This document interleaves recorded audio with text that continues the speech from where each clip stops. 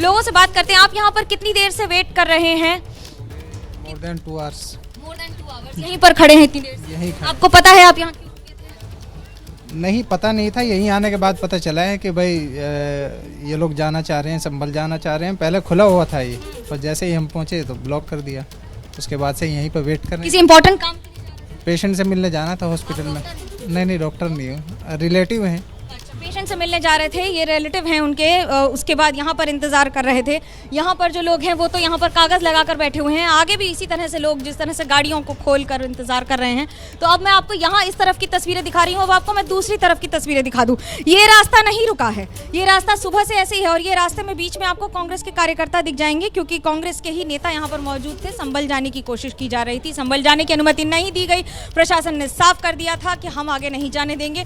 हालांकि बार बार ये कहा जा रहा था कि अनुमति हमें रोकने की नहीं है, पर क्योंकि गाड़ियों की संख्या इतनी ज़्यादा थी, कार्यकर्ताओं की संख्या इतनी ज़्यादा थी, ऐसे में एक फ्लैंक को रोका गया है, दूसरा साइड लगातार चालू था। यानी उत्तर प्रदेश से अगर गाड़ियां आ रही हैं तो वो तो लगातार चल रही थी, पर उसके साथ साथ दिल्ली से उत्तर प्रदेश का ट्रैफिक पिछले 2 घंटे से ज़्यादा से रुका हुआ था।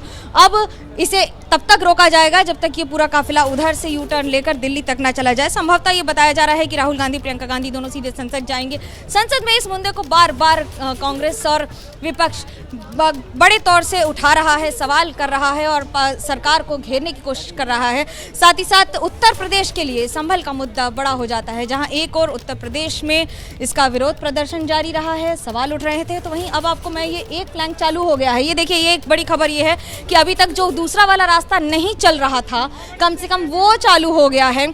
वहाँ पर अभी ट्रैफिक आना की आवाजाही शुरू हो गई है। ये रास्ता आगे जाके मुरादाबाद, हापुड़, संभल, राजनगर एक्सटेंशन और हिंडन एयरपोर्ट की तरफ भी आगे से बाया चला जाता है। गाजियाबाद की तरफ भी यही रास्ता जाता है, बुलंदशहर की तरफ भी यही रास्ता जाता है।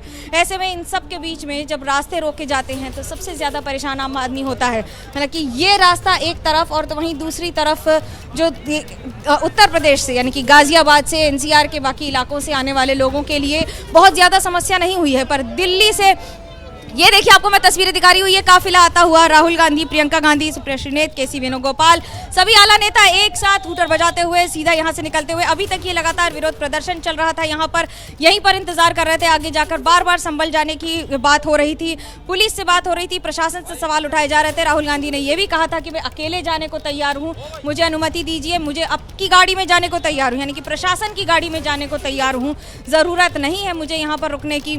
हाथ यहाँ पर लोगों को अभिवादन लेते हुए बाकी सारे कार्यकर्ता, बाकी सारी नेता जो साथ में जा रहे हैं। ये गाड़ियों की संख्या चुनिंदा इसलिए रही है क्योंकि इन्हीं गाड़ियों को अनुमति दी गई थी इस कॉन्वॉय में जाने की। कई ऐसी गाड़ियां हैं जो सीआरपीएफ की थी, सीआरपीएफ की गाड़ियों में नेताओं को बैठाकर ले जाया गया है, एस्कॉर्ट की गाड़ियों में उनको ले जाया गया है। संख्या भले ही 2 व्यक्ति की रखी गई हो, 2 नेता पर गाड़ी रखी गई हो, लेकिन उसके साथ साथ अब यहाँ पर पुलिस में आपको थोड़ी सी हलचल देखने को मिल रही है। 2 घंटे से जो रास्ता पूरी तरह से बंद था, अब उसे धीरे धीरे खोला जाएगा। आगे जो व्हीकल्स लगे थे, बड़ी बड़ी बसों को लगाया गया था रोकने के लिए, उनको डायगोनली रखा गया था, उन्हें रास्ते पर इस तरह से रोक दिया गया था कि गाड़ियां आगे ना जा सकें, कोई भी व्यक्ति आगे ना जा सके। बैरिकेडिंग 3 लेयर की गई थी, सबसे सामने महिला पुलिस, उसके बाद लगातार स्पेशल फोर्सेस उनके यहाँ पे गाजियाबाद पुलिस की, उत्तर प्रदेश पुलिस की, और उसके बाद व्हीकल से रोका गया था कि अगर भीड़ हो या फिर ऐसा भी हो सकता था संभवतः, क्योंकि कई बार नेता विपक्ष हो जो आगे जाना चाहते हैं वो ये कोशिश करते हैं कि या तो 2 व्हीलर पर या बाइक पर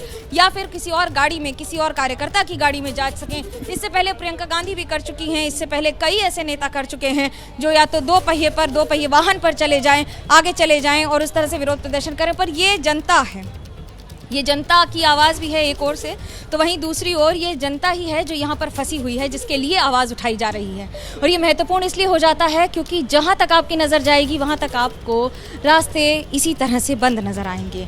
रास्तों पर लोग बैठे हुए हैं। कोई भी व्यक्ति अगर घर से निकलता है कमोवेश एक महत्वपूर्ण काम के लिए ही निकलता है, या तो अपनी नौकरी के लिए या फिर किसी से मिलने के लिए या फिर किसी ज़रूरी काम के लिए, तभी घर से निकलता है।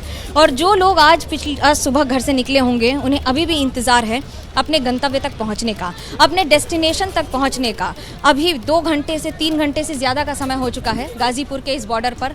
अगर कुछ आपको दिख रहा है तो सिर्फ और सिर्फ सन्नाटा पसरा हुआ। अभी तक इसे खोलने की अनुमति नहीं दी गई है। छोटी गाड़ियों को, यानी कि एक एक गाड़ी करके रास्ते को खोला जाएगा। एक प्लैंक खोला गया है, गाड़ियों की गति आपको दिख रही है। कल्पना कीजिए ये नेशनल हाईवे 9 है जहां गाड़ियां 80 किलोमीटर से ऊपर दौड़ती हैं।